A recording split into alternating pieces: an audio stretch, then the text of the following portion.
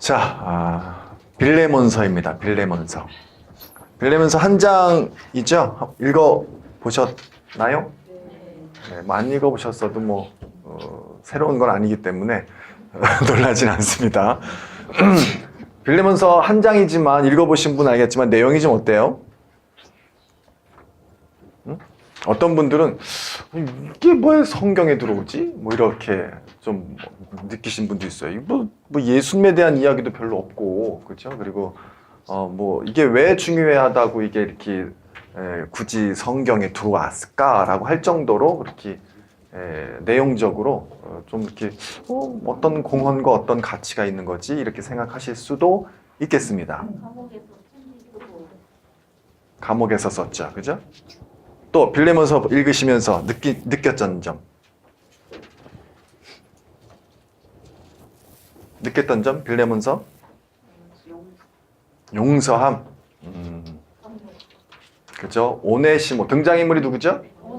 오네시모와 그리고 오네시모와 동력자 나오는데 주인공 수신자 빌레몬이죠. 빌레몬과 오네시모 그리고 이제 바울 이 3자가 있는데 이 바울이 지금 무슨 역할을 하는 거예요?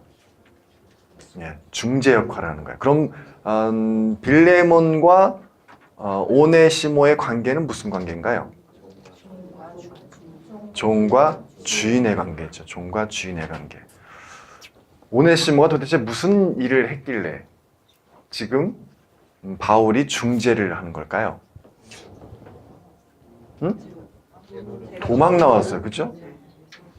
오네시모가 종인데 그 당시에는 한 번 종이 되면 종이 되는 거는 이제 전쟁 포로라든가 어떤 여러 가지 일로 한 번 종이 되면 그 사람은 죽을 때까지 그 주인에게 귀속이 돼서 만약에 잘못되면 주인 같은 경우 이렇게 주인을 떠나서 도망갔다 다시 오면 주인은 그의 생명까지도 없앨 수 있는 그런 막강한 권력을 가진 건데 오네시모가 어떤 이유인지는 모르겠으나 구체적으로 나와 등장하진 않았지만 빌레몬에게 어떤 경제적이든 무슨 손해를 끼치고 도망을 왔어요. 그래서 주인의 재산을 훔쳤다라고 알려져 있죠. 그죠? 그래서 만약에 이제 바울이 그런 거가 있다면 내가 그것도 변상하겠다. 이렇게까지 이제 이야기를 하는 거죠. 그래서 그렇게 그런 3자의 구도가 있는데 지금 오네시모가 어디서 바울을 만났을까요? 그러면 감옥에서 만났죠. 근데 그 오네시모가 지금 우리가 이제 바울이 어디에서 이 편지를 썼느냐에 따라서 이제 여러분 바울이 갇힌 곳이 주로 한 3군데 정도 나와요. 우리가 지금 옥중서신이라고 했으니까 3군데 정도 가이사랴, 그 다음에 에베소, 그 다음에 이제 로마 이렇게 3군데의 감옥에서 있었을 때인데 그렇다면 이 감옥이 어디였을까 이렇게 사람들이 많이 생각을 해요. 그래서 결론적으로 말씀드리면 아마도 빌립보와 가까운 에베소서가 아니겠느냐 이렇게 생각을 합니다. 그럼 에베소에 있을 때 바울이 오네시모가 찾아와서 그곳에서 오네시모는 바울에 의해서 그리스도인이 된 거죠. 그렇죠? 그래서 이 오네시모가 바울에 의해서 기독교인이 된 이후에 바울은 자신의 일을 도울 동역자로 세워줍니다. 그러면서 이를 오네시모를 다시 빌레몬에게 주인에게 돌려보내면서 이제 예정 일은 좀 그만 생각하고 이제 이 오네시모를 형제로 받아들여라 라고 하는 거죠. 자, 근데 제가 이제 이 빌레몬서를 그 주제를 내가 하나씩 정하면서 빌레몬서는 기독교인과 사회의 질서, 기독교인과 사회에 대한 그런 참여 이런 것들로 정해 보았어요. 왜 그러냐면 이제 이 바울이 이 오네시모라고 하는 종, 신분상으로 지금은 우리는 평등 사회지만 당시는 노예제도라는 게 있었잖아요. 그 노예제도는 이제 나라와 나라가 정복을 하고 나면 특히 이 당시에는 이스라엘, 팔레스타인 누구에게 정복당했습니까? 자, 바울이 지금 이 당시 AD 한 50년, 60년 요 경일 때인데 이때 지중해와 팔레스틴을 점령했던, 지배했던 제국은 누구일까요? 아이고 똑똑해라. 자, 로마입니다. 로마. 그리고 로마 이전에는 누굽니까? 알렉산더에 의한 헬레니즘이죠. 그죠? 이 알렉산더 대왕 또 그 전에 또 가면 아시리아, 그 전에 가면 또 바벨론, 제국들, 큰 제국들에 의해서 이 지중해 연안들이 다 한 번씩 다 홍역을 치르고 지배를 받게 되는 거죠. 그래서 이 지배를 받으면 피지배인들은 어떻게 돼요? 당연히 지배인들에 의해서 종이 되어 끌려가는 거예요. 그래서 학자들에 의하면 당시 전체의 로마시라든가 이런 그 지역에 살고 있었던 사람들은 적게는 25%에서 50%까지 종이었다라고 이야기를 합니다. 그래서 그만큼 많은 사람들이 종이었어요. 그러니까 전쟁을 치르고 나면 그 백성들은 지배층에 의해서 종살이가 되는 거예요. 자, 그러면 오늘날은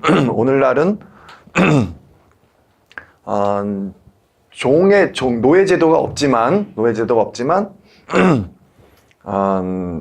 당시에는 있단 말이에요. 그러면 바울은 이 노예제도의 부당함을 몰랐을까? 또는 왜 바울은 이 노예제도에 대해서 침묵할까?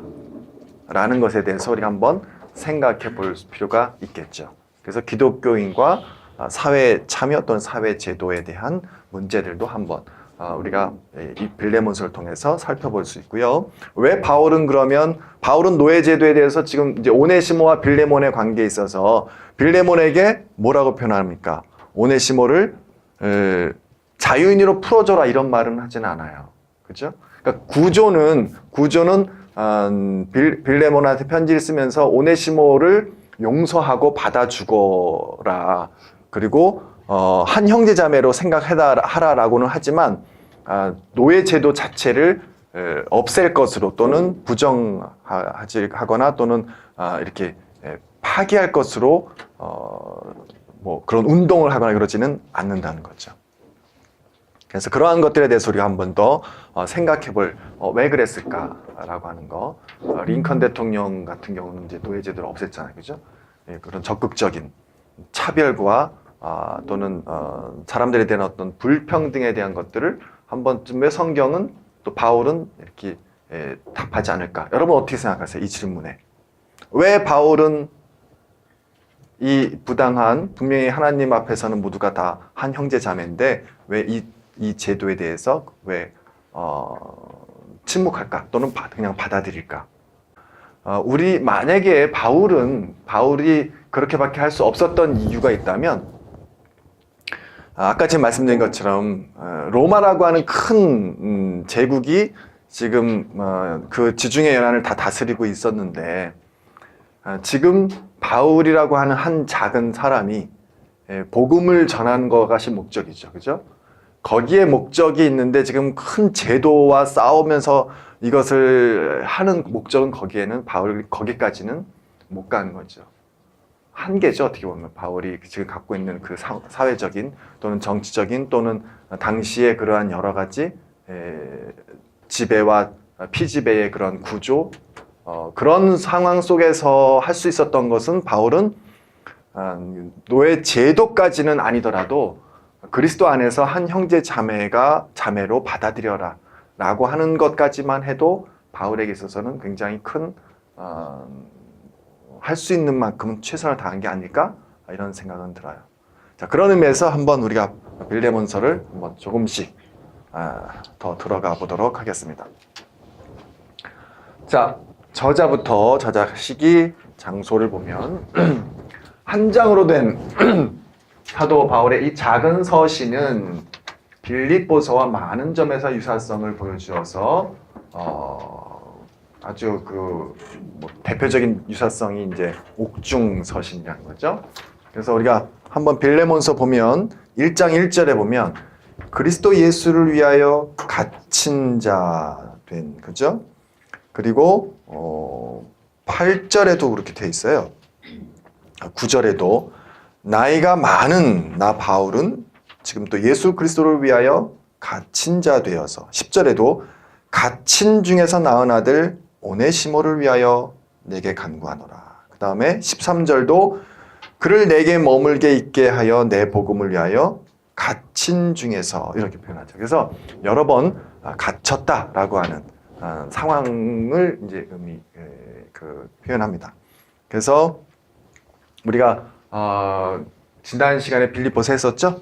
빌립보서에서도 갇혔다라고 하는 표현들을 많이 하고 있어요. 그래서 빌립보서를 쓰고 나서 이후에 쓴 것이 아닐까 이렇게도 추정해 볼 수가 있는데, 또한 갇혀있는 바울 주변의 디모데와 다른 동역자들이 함께 있다는 상황도 두 서신이 비슷하다는 거죠. 그래서 23절과 24절 맨 끝에 절 보면 그리스도 예수 안에서 나와 함께 갇힌 자 에바브라와 또 마가 또 아리스타고 데마 누가가 문안하노라. 여기 보면 좀 눈에 띄는 한 사람이 있죠. 마가, 그렇죠? 마가는 누굽니까? 마가가 마가지요, 그죠? 어떤 마가? 예수님의 제자 중에 한 사람이 아니에요. 마가복음 저자라고 알려져 있겠죠? 근데 그 사건 말고 바울과의 관계 속에서의 마가는 어떤 사람이었을까요? 헤어졌던 마가. 뭐 때문에? 데려가자와 데려가지 말자. 그래가지고 바나바와 이제 싸웠잖아요. 그죠? 근데 왜 싸웠어요? 그게 언제죠? 1차 선교 여행 갔을 때. 1차 선교 여행 갔을 때 거기서 마가가 리턴하는 거죠. 그죠? 나 안 갈래. 그래서 갑자기 가다가 마가가 안 간다고 그래가지고 이제 그러면서 바울이 이제 심기가 불편해진 거죠. 그래서 그때 이제 그 다음부터 마가는 너 쟤랑 일 안 해 이제 라고 했었는데, 여기 딱 보니까 마가가 나의 동역자라고 딱 소개하고 있어요. 그죠? 그래서 뭘 얘기하냐면 그때는 이제 싸운 거죠. 한번 이제 싸웠다라기보다는 이제 그때 마가가 왜 여행에 함께 하지 못했냐 하면 학자들이 추정하기는 앞으로의 여정, 가야 할 여정이 굉장히 험해요. 산지거든요, 산지. 그래서 산적들도 많고 굉장히 힘든 상황에 놓여 있을 것을 알고 있는 거죠. 그래서 이제 마가는 중간에 포기를 한 거죠. 그래서 그런 어려움에 처한 것을 피하기 위해서 마가가 이제 리턴했는데, 그 뒤로 이제 마가에 대한 인식은 바울은 당연히 나쁘겠죠. 그래서 얘랑은 이제 같이 하면 안 되겠다, 동역하면. 근데 어떤 중간에 무슨 사건이 있는지는 모르지만 오늘 보니까 빌레몬서에서 나의 동역자다 이렇게 표현하죠. 그러니까 결국은 화해를 했어요. 그죠? 마가와 영원한 원수로 지낸 게 아니라 다시금 화해하고 주의 일을 위해서 동역자가 되었다라는 것. 자, 뿐만 아니라 감옥에서도 선교 사역을 계속 수행하고 있다. 그러므로 두 서신 모두 바울의 매우 느슨한 감옥 또 감금 생활을 전제로 하고 있음이 분명하다. 그래서 어떤 학자들도 또 로마서를 주장하는 사람도 있어요. 그래서 치열해요. 로마냐 에베소냐. 자, 빌레몬이라는 사람. 저는 그러나 이제 에베소가 더 맞겠다라는 생각이 든다라고 말씀을 드렸습니다. 서신의 수신자로 언급되는 빌레몬은 골로새에 살고 있습니다. 골로새서 4장 9절 한번 볼래요? 골로새서 4장 9절에 보면 거기에 이제 오네시모가 등장을 하는데, 거기에 보면 신실하고 사랑을 받는 형제 오네시모를 그렇죠. 이제 완전히 바울에게 이제 좋은 이미지를 갖게 됐어요. 신실하고 사랑을 받는 형제 오네시모를 함께 보내느니 그는 너희에게서 온 사람이라. 그들이 여기 일을 다 너희에게 알려주리라. 그래서 오네시모를 너희에게 보낸다라고 하죠. 어디로 보내는 거예요? 그래서 지금 골로새서 편지기 때문에 골로새에 보내는 거죠. 그럼 너희에게서 온 자기 때문에 그럼 거기에 누가 살고 있다는 거예요? 빌레몬도 거기에 살고 있다는 것을 우리가 추정해 볼 수가 있겠죠. 그래서 빌레몬은 골로새에 살고 있는 사람이라는 점. 또 빌레몬이 바울에게 빚진 자라는 19절의 표현을 볼 때 그 둘 사이에는 친밀한 관계가 있어 보입니다. 다시 한번 빌레몬서를 보면 경제적으로 아마 바울과 빌레몬이 어떤 무슨 관계가 있었던 것 같아요. 19절에 보면 나 바울이 친필로 쓰노니 내가 갚으려니와 내가 이외에 내 자신이 내게 빚진 것은 내가 말하지 아니하노라. 그러니까 네가 나한테 빚진 거는 나 말을 하지 않아. 다 말은 했어요 벌써. 그죠? 너 나한테 돈 줄 거 있다 라고 말을 안 하는데 이미 말은 했죠. 그래서 아주 고차원적으로 상대히 바울이 뭐랄까 여기 보면 말이 편지인데 거의 협박이에요. 겁박이에요. 겁박. 여기 보면은 뭐 내 말을 안 하는데 무슨면서 또 뭐 이따가 이제 같이 읽어보겠습니다만은 14절 같은 데를 보면은 다만 네 허락이 없이는 내가 아무것도 하기를 원치 아니한다 이렇게 얘기하잖아요. 네가 허락 안 하면 나 아무것도 안 할 거야. 그런데 난 네가 허락할 줄로 믿어. 뭐 이런 식으로 이제 그래서 그렇게 막 아주 말로 그렇게 표현하죠.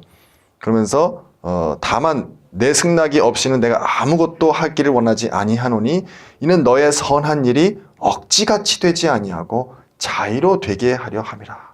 그러니까 네가 억지로 내 말 하지 말고 자의로 네가 하기를 바래 라고 하면서 아무튼 뭐 이따가 읽어보면 알겠습니다만은 굉장히 그 빌레몬과는 그런 좀 막해도 되는 그런 막해니까 좀 말이 이상한데 이렇게 좀 편하게 이렇게 할 수 있는 서로 어떤 베프 정도 되지 않을까? 아주 베스트 프렌드인 것처럼 이렇게 잘 막역한 사이가 아닌가 싶을 정도로 그렇게 막 요구를 많이 합니다. 자, 아무튼 그런 상당한 친밀한 관계가 있었음이 분명하고요. 아마도 빌레몬은 바울을 통해서 그리스도인으로 회심한 것으로 보이고요. 감옥에 있을 때.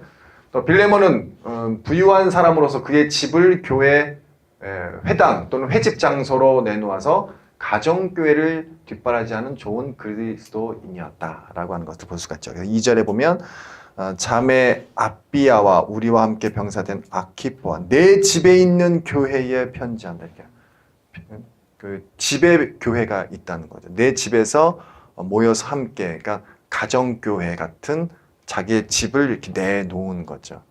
저도 그 독일에 있을 때 그 교회를 이렇게 처음에 하면 이제 교회가 없잖아요, 건물이. 그러면 저희 교회가 제 전임 그 목사님이 개척을 하셨는데 처음에 거기에 이제 독일 분들이 그러니까 뭐 간호사로 가신 분들, 또 광부로 가신 분들, 또 유학생들 이런 분들이 모여서 이제 하나의 커뮤니티를 형성을 한 거죠. 근데 그분들이 교회는 없으니까 처음에는 어떻게 하냐면 그래도 그 중에 제일 잘 사시는 분, 집이 좀 넓은 분이 그 집에 내놓아요. 그럼 거기서 교회 같이 예배 드리고 그러다가 점점 그게 발전해서 독일 교회의 그 건물을 이제 빌려서 같이 쓰는 거죠. 주일 뭐 일부 예배를 그분들이 독일 교회는 일부 예배만 드리니까 그 11시면 다 끝나거든요. 오전에 9시, 10시 예배 드리면 12시면 다 끝나요. 그럼 오후에 우리가 한 2시부터는 이제 우리가 다 쓰는 거예요. 그러면 이제 뭐 한 달에 얼마씩 우리가 그 사용료를 내면서 그래서 그렇게 교회가 이제 자리를 잡아가는 건데 처음에는 이제 그렇게 시작을 한다는 거죠. 지금도 마찬가지로 가정교회 형식으로 빌레몬의 집을 빌어서 이제 거기서 교회를 시작한 거죠. 그만큼 굉장히 선한 사람이었고 또 부유한 사람이었다라는 것을 우리가 볼 수가 있겠죠.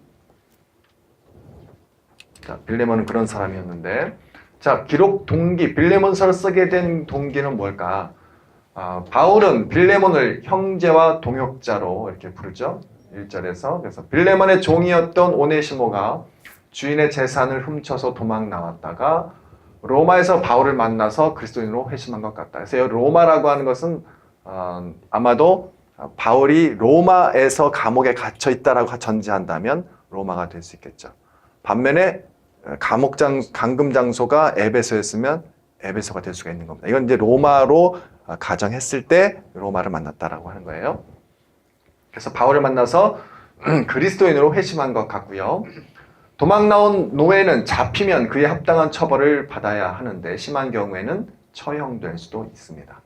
그래서 바울은 이 서신을 써서 오네시모를 주인 빌레몬에게 돌려보내면서 도망친 노예로 그를 대하지 말고 그리스도 안에서 한 형제로 받아줄 것을 간곡히 부탁하기 위해서 이 서신을 썼다라는 겁니다. 그래서 아까 어떤 분이 말씀하신 것처럼 화해 또는 중재 또는 하나의 그 3자에서 마치 지금 우리나라가 만약에 그 북한과 미국 사이에서 중재하듯이 서로 싸우지 말아라. 빨리 좀 대화해서 서로 전쟁 없이 평화롭게 해결하자라고 하는 그러한 취지로 중간 피스메이커처럼 이렇게 역할을 바울이 해주고 있는 거죠. 좀 더 그 성경적으로 표현하면 마치 하나님과 인간과의 그러한 틀어진 관계를 예수 그리스도께서 중간에 오셔서 다리를 놓아주신 거죠. 그렇죠? 그래서 그분이 희생하셔서 예수님을 통해서 우리가 하나님께로 가까이 갈 수 있는 그런 역할을 지금 바울이 하고 있는 거죠. 자, 메시지는 뭐냐? 이 짧은 서신은 초대교회에 관한 두 가지 중요한 정보를 제공합니다. 첫 번째 하나는 고대 세계에서 너무도 당연시되었던 노예제도에 대해서 바울과 초대교회는 어떤 입장을 취했는가라고 하는 것이고, 또 다른 하나는 초대교회의 형태인 가정교회에 대한 정보를 우리 가운데 주고 있다는 거죠. 그래서 왜 신약성서에 굳이 이 편지가 있어야 하는가라고 묻는다면 이런 두 가지 정도의 그런 공헌을 하고 있다는 거죠. 전쟁이나 그 밖의 일로 한번 노예가 되면 전 생애를 거쳐서 노예로 살아야 했습니다. 그래서 아까 말씀드린 것처럼 로마 제국의 주민 중에는 적게는 25%에서 많게는 50%까지 노예였다는 그런 추측도 있습니다. 고대 세계의 누구도 노예제도에 대해 심각하게 문제를 제기하지 않았고 바울 이전에 혹은 바울 서신들이 초대교회에서는 처음으로 노예 문제를 말하고 있어요.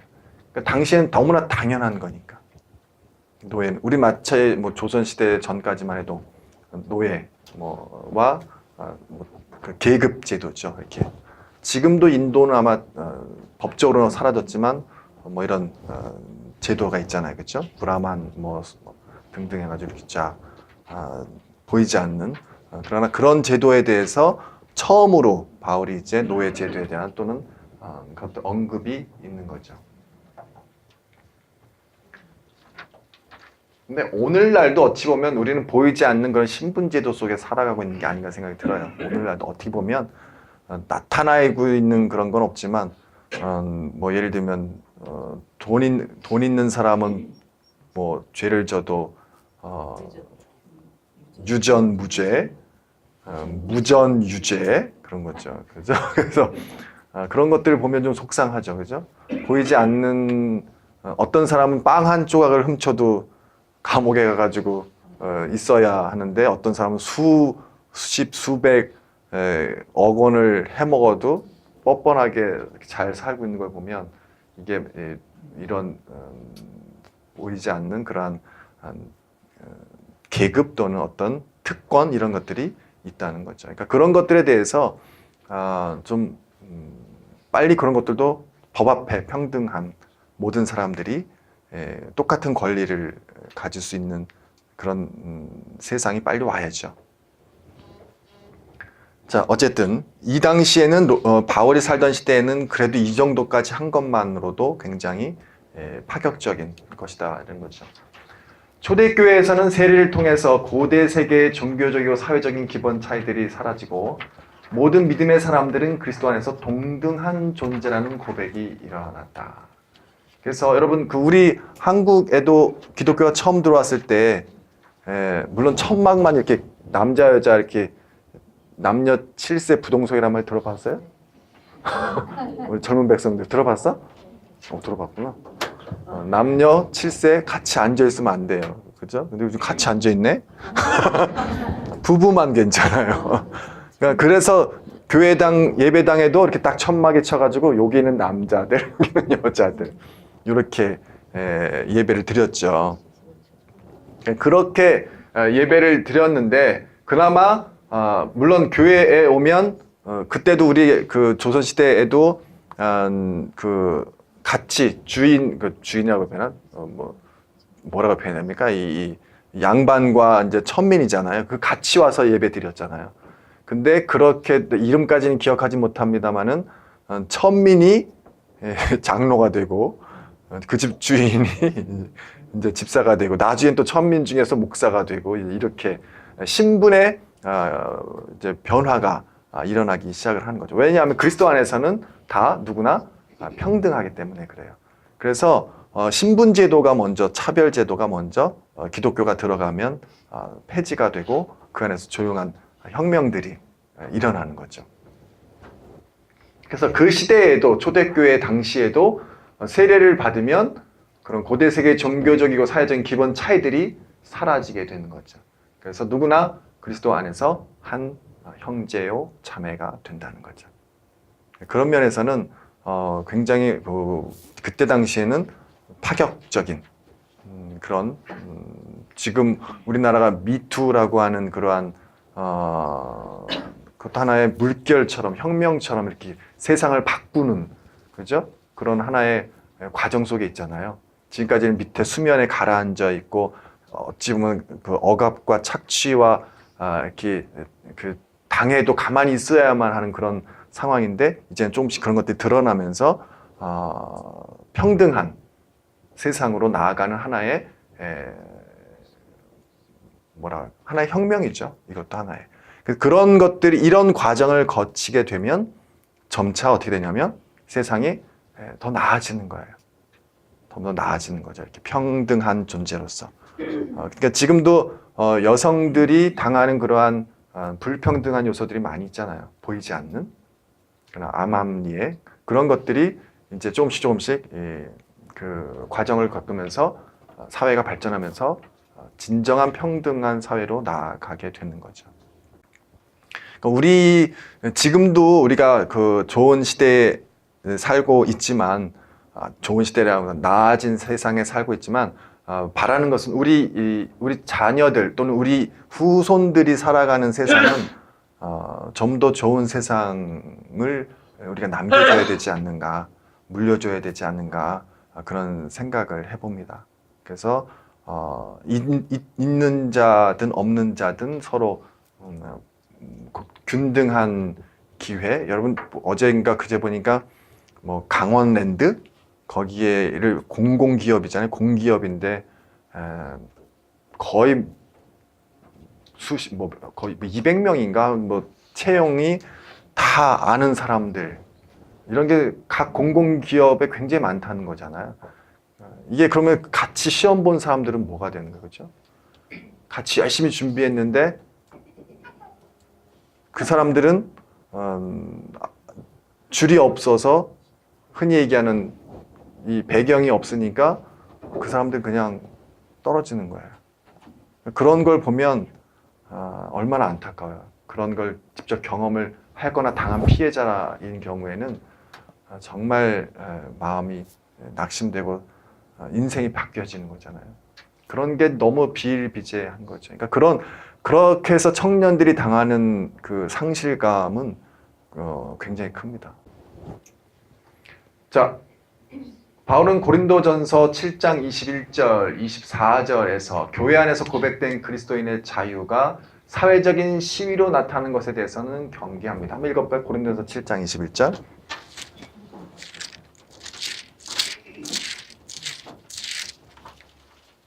(7장 21절)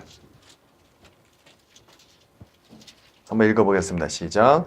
네가 종으로 있을 때에 부르심을 받았느냐? 염려하지 말라. 그러나 네가 자유롭게 될 수 있거든 그것을 이용하라. 주 안에서 부르심을 받은 자는 종이라도 주께 속한 자유인이요 또 그와 같이 자유인으로 있을 때에 부르심을 받은 자는 그리스도의 종이니라. 너희는 값으로 사신 것이니 사람들의 종이 되지 말라. 형제들아 너희는 각각 부르심을 받은 그대로 하나님과 함께 거하라. 자, 그래서 바울은 막 선동을 하거나 또는 뭐 정치적인 혁명을 뭐 프랑스 대혁명처럼 시민혁명이라든가 이런 거를 하려고 하지는 않았어요. 당시에 뭐 그런 것을 바울이 말하는 건 그냥 있는 자리에서 그대로 있어라. 다만 아까 말씀하신 것처럼 하나님 나라에서의 그러한 생각을 갖고 우리가 하나님 나라에서는 평등하다는 거죠. 그리스도 안에서는 누구나 다 평등하다. 그렇지만 이 세상에서는 그냥 있는 그대로 종으로 부르심을 받았냐? 그럼 종으로 살고 자유인으로 부르심을 받았냐? 그럼 자유인으로 살아라. 이렇게 얘기를 하는 거죠. 근데 이것을 잘못 이제 이렇게 오해해서 이해하면 그냥 운명론처럼 그냥 요즘 세상에서는 이런 말 많이 하더라고요. 드라마도 그런 드라마 있죠. 이번 생에는 여기까지? 그런 거 있어요? 그런 거 있죠. 다음 생에는 어쩔지만 이번 생에는 이렇게 얘기를 하더라고요. 그러니까 그걸 그냥 그 전생, 그리고 지금 사는 거, 그리고 또 나중에 또 이제 환생, 이런 생각을 갖고 이제 그런 말을 한 것 같은데, 어찌됐든 간에, 그러한 지금 내가 살아가고 있는 그 현실에서, 바울이 각각 부르심을 받은 대로 그냥 이번 생에는 그냥 종으로 살지 그 다음 생에는 재벌 아들로, 재벌 딸로 이렇게 살고, 이렇게 생각들을 이제 하면서 스스로 위로하는 거죠. 그러나 지금 바울이 말하고자 하는 것은 이것을 이렇게 바울의 어떤 상황 속에서 이것을 이해해야지 그걸 그대로 그냥 진리처럼 받아들이고 변하지 않는 어떤 체제를 수호하기 위해서 그래서 정치인들이 이제 그런 기독교인들에 대해서 많이 이런 것들을 이용할 수도 있겠죠. 그죠? 봐라, 왕은 하늘이 주신 거다. 이렇게 이야기하면서 너희들은 그냥 있는 그대로 살아라. 이렇게 인샬라라고 하죠. 하늘의 뜻이다, 모든 게. 그렇게 해서 그렇게 받아들이고 이해를 하면은 안 된다는 거죠. 그렇게는. 자, 바울은 노예들에게 비록 자유를 얻을 수 있을지라도 그들의 신분에 머물러 있을 것을 충고하고요. 그러므로 바울은 자유를 내적인 자유, 곧 오직 그리스도 안에서만 가능한 자유로 규정을 한다. 그래서 정치와 그런 어떤 종교적인 것들을 분리하는 모습을 우리가 볼 수가 있어요. 정치와 종교의 분리점. 그러니까 바울의 입장에서는 그럴 수밖에 없었던 거죠. 그 당시에는. 그래서 그렇게 했었다는 것. 여러분들은 어떻게 생각하세요? 정치와 종교가 분리돼야 될 것 같아요? 아니면은 정치와 종교는 하나가 돼야 될 것 같아요? 예를 들면 그 히브리적인 생각에서는 재정일치 사회죠. 그렇죠? 그래서 다윗 왕, 사울 왕, 그때는 이제 왕이 오기 전까지는 제사장이 다 했죠. 정치도 하고 그리고 종교도 하고 신탁 정치를 한 거죠. 그렇죠? 점점 나라가 국가가 발전하면서 왕이라고 하는 제도가 형성되면서 왕과 정치와 종교가 분리가 되어 가죠. 그렇죠? 자, 그렇다면 오늘 우리는 이 세상 현실을 살아가면서 그리스도인으로서 어떻게 살아야 할까요? 그리스도인으로서 정치에 대해서 종교에 대해서 우리는 분리해서 살아가야 된다. 이런 입장도 있을 수 있고 또는 적극적으로 참여해서 세상을 바꾸는데 도움이 돼야 된다. 앞장서야 된다. 이런 입장도 있겠죠. 사회적인 문제에 대해서도 조금은 우리가 너무 그러니까 예수님께서 뱀처럼 지혜롭고 비둘기처럼 순결해라라고 했잖아요. 이 두 가지가 같이 있기가 어려운데 같이 있도록. 우리는 너무 순결하기만 해. 그리고 너무 착하기만 하지 이렇게 지혜롭고 이렇게 하는 거는 조금 이렇게 도외시하거나 좀 이렇게 아유 그거는 뭐 정치인들이 알아서 하는 거지 이렇게 생각하고 내버려 이렇게 두는 경향이 있는데 그러지 말고 적극적으로 잘하고 있나 못하고 있나를 잘 이렇게 감시도 하셔야 돼요. 정치인들이 잘하고 있나 못하고 안 하니까 계속 이렇게 역대 대통령들이 자꾸 뭘 해먹고 저러잖아요. 이게 왜 그러냐면 우리 국민들을 좀 어떻게 보면 우습게 보는 것일 수도 있어요. 그런 것들을 우리가 좀 잘 감시해서 못하도록 이렇게 좀 시민 의식이 좀 높아져야 할 필요는 있습니다. 위에 계신 종교 지도자님들이 그러고 계시는데 그 부분에 대해서는 정말 누가 깨어 있어야 되고 여러분들이 깨어 있어야죠. 종교 지도자들. 우리가 참여하고 관심을 갖고 하는 것은 특히 힘이 되게 미약한데. 아니에요. 보세요. 그래서 실질적으로 놀라운 게 뭐냐면 촛불 광화문에서의 그러한 촛불 혁명이라고 표현하죠. 그죠? 촛불 혁명, 촛불을 하면서 박근혜 대통령이 내려갈 거라고 사실 하면서도 뭘 못 느꼈잖아요. 근데 하다 보니까 점점 힘이 그래서 혁명이라고 하는 표현이 혁명이란 말이 뭐 교회에서 적절한지 모르겠습니다만 역사를 보면 혁명, 바꾸어지는 거는 밑에서부터 이루어져요. 위에서부터는 절대 혁명이 안 일어나요. 왜냐하면 위에는 편하거든요. 이게 좋거든요. 그러니까 위에 사람들은 계속 누르는 거죠. 이대로 있으려고. 그러니까 밑에 사람들이 왜 뭐 1987인가 이번에 영화 나온 것들 보면 다 젊은이들, 그 사람들이 일어서는 거예요. 불의를 보면 젊은이들이라든가 이런 사람들이 이건 아니거든요. 공부해보니까 이게 아니거든요. 그럼 그 사람들이 일어나서 이건 아니다라고 얘기를 하는 거죠. 그럼 가지고 있는 사람들은 누르는 거죠. 무기라 총과 권력으로. 그래서 피가 희생이 나오는 거예요.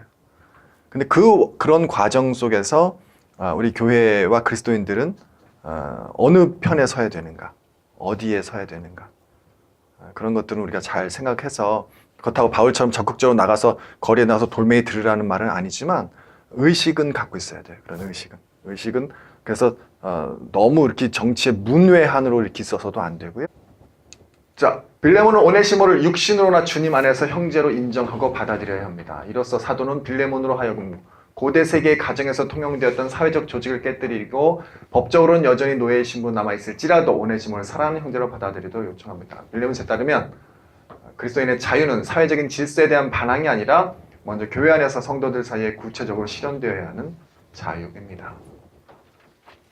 그래서 그리스도인의 자유, 빌레몬서에서 말하는 그리스도인의 자유는 어떤 사회의 어떤 질서를 깨거나 또는 뭐 어떤 거기까지 가자는 건 아니었어요. 그죠? 거기까지 가서 뭐 사회를 이렇게 그 체제를 뭐 전복시키고 새롭게 이런 거는 아니라는 거죠. 교회 안에서 먼저 성도들 사이에 구체적으로 평등함, 차별이 없는 그런 것들을 먼저 교회 안에서 실현하고 점차 확대되어져 가는 거죠.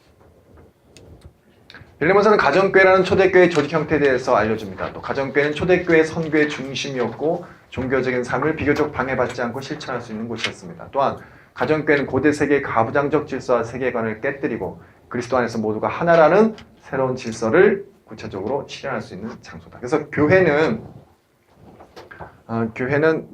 그 가부장적인 질서가 아직도 좀 남아있죠. 그리고 감리교, 장로님들 계신데 죄송합니다. 그래도 장로교에도 여자 목사님들 계시죠. 근데 일부에서 아직도 여자 목사님들을 안수를 안 줘요. 굉장한 성차별이거든요. 이런 것들이 근데도 교인들은 아직도 그런 걸 아무 의식이 없어요. 여자 목사님이 없네 그러고 보니 이렇게 얘기를 해서 그냥 목사는 당연히 남자인 줄만 생각한다는 거죠. 그러니까 그러한 것에 대한 가부장적인 어떤 성차별적인 요소들도 교회에서도 좀 사라져야 되는 거죠. 이제는 다. 거긴 그러네. 다 줘요. 이제 줘요? 저거 뭐야? 제일 그런데 그 어디야? 저기 고신. 거기도 여자 목사 다 있어요 이제. 이제는? 네. 오. 오래됐어요. 언제부터예요? 옛날 얘기. 언제부터예요? 뭐야? 우리 시골에 그 고신 그 교회 있거든요. 네. 100년 넘었는데 네. 거기도 여자 목사님. 아, 훌륭합니다. 근데 아직까지는 장영에는 여자 목사님 별로 없어요. 장유가에 굉장히 많아요. 분파가. 아니 근데 잘 안 주려고 한대요. 안 주는 데도 있어요. 안 주는 데도 있는데 많이 이제 좀 주는 쪽으로 가고 있는데, 이제 제가 말씀드리려고 하는 건 뭐냐면 교회 안에서의 그런 가부장적인 그러한 남성 중심적인 그러한 것들은 이제 좀 바뀌어져야 한다. 하나님이 성이 어디 있어요, 사실은. 그렇잖아요. 하나님은 그래서 어머님이라고 부르는 적도 있어요. 우리 담임 목사님 언젠가 설교 시간에 그런 말씀하셨습니다만, 하나님을 어머님이라고 불러도 괜찮은 거라고. 근데 우리는 자꾸만 그러니까 어떤 가부장적인 그런 생각 속에서 쌓여 있는 거죠. 신에 대해서, 하나님에 대해서도 마찬가지로 교회의 모든 것에 있어서도 좀 평등하게 갈 필요는 있다. 그러니까 우리 지금 봉건주의 세상에 살고 있는 게 아니라 중세가 아니잖아요. 그러니까 지금은 21세기를 살아가고 있는 시대다. 그런 면에서 교회가 그러한 것에 바울 시대 때에도 그런 태동을 했다면, 그런 노예제도 속에서 자유를 이야기할 수 있었다라면, 지금 오늘 우리 현실 속에서도 똑같은 그러한 생명력을 가지고 교회가 그런 역할들을 해 나가도록 해야죠. 좀 더 좋은 세상을 만들도록 위해서. 자, 마치는 건데 수고하셨고요. 8회에 걸친 10주간의 여정이 끝이 났습니다. 바울의 생애부터 해서 로마서, 갈라디아서, 고린도 전후서, 데살로니가전서, 빌립보서, 그리고 오늘 빌레몬서까지 우리가 다 보았습니다. 바울의 7개의 친서라고 하는 것, 그 밖에 이제 데살로니가 후서라든가 또 뭐 에베소서, 골로새서 이런 다른 바울의 이름으로 된 서신도 있지만, 일단 바울의 친서라고 하는 거 7개만 우리가 함께 다뤘고요. 그동안 인도해 주신 하나님께 감사드리고, 또 성실하게 임해 주신 여러분께 감사드리고, 다음 강좌는 언제일지 모르지만 내년 이맘때쯤일 것 같은데, 학기가 요즘 제가 이제 2주 전부터 학기 시작됐는데 진짜 바쁘더라고요. 그다음 방학 주말에만 할 수 있는데, 어쨌든 정상적인 루틴대로라면 이제 내년 1월 달에 이제 여러분을 뵙게 되는데, 그때 뵐지 아니면 여름방학 때 뵐지 그건 모르겠으나, 그건 아무튼 그건 어쨌든 그건 좀 더웠다가 지금은 쉬고 싶어요. 그때까지 건강하시고 잘 계시기 바랍니다.